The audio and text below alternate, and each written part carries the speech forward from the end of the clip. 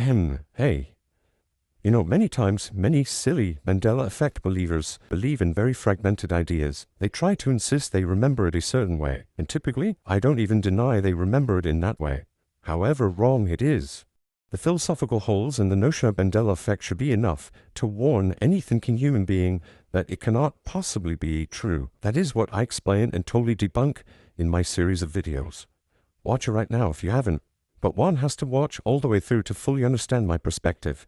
The problem these days is most peanut brains have short attention spans.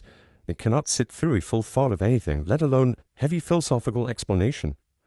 Anyway, all this to say, there's quite often something wrong in the logic of each mismemory that a Mandela Effect believer has. Very recently, another Mandela Effect believer very obtusely asked me, as they all do, how can it not be real? And then they go on to provide an example of the so-called effect.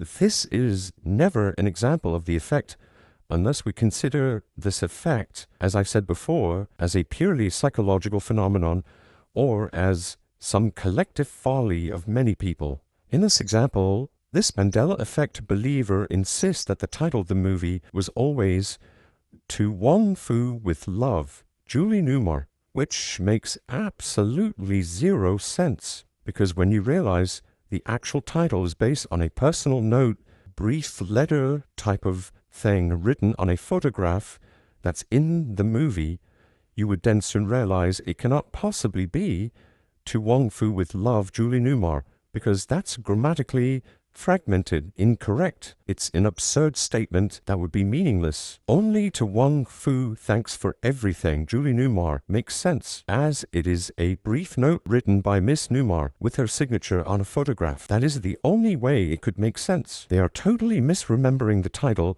to a point of absurdity, and their stubbornness does not even allow them to see or realize the mismemory doesn't even make sense. Okay, now that we see the logic shows that it couldn't ever possibly have been that title, let's ask the question, how did they land on quote-unquote with love? Well, it's simple. As part of my video series, I talk about many reasons why these false memories occur. Sometimes it's influence from celebrities, like, for example, when Tom Hanks said his Forrest Gump lines incorrectly on a spoofed skit show.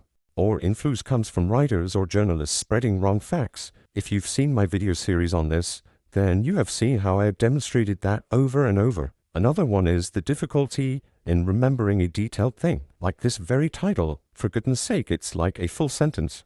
Or there could be confabulation, where societal custom blends together with expectation and creates a whole other memory that is of course wrong, especially in a time period of lacking fact-checking, although that too can have its own issues.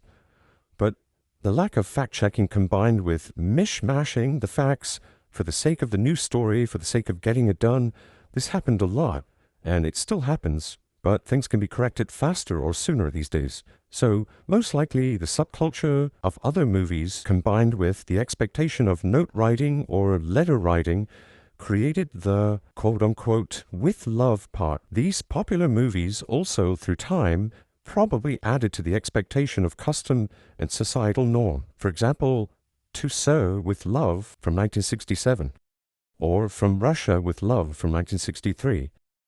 Then he had more modern movies, such as From Paris with Love, and also To Rome with Love.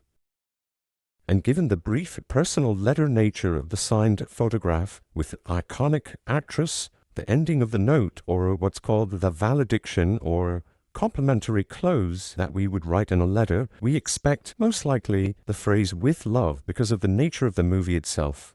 Now, the problem with so-called Mandela effects, as I've said countless times before, it sensationalizes an ongoing human error and fallacy, and turns it into a supposed movement, which makes it exciting and novel to many, hence why it perpetuates. But the truth is, there is always an explanation to these mismemories or false notions. So go back, watch my series, and you'll see what I mean. Case closed. See you guys later.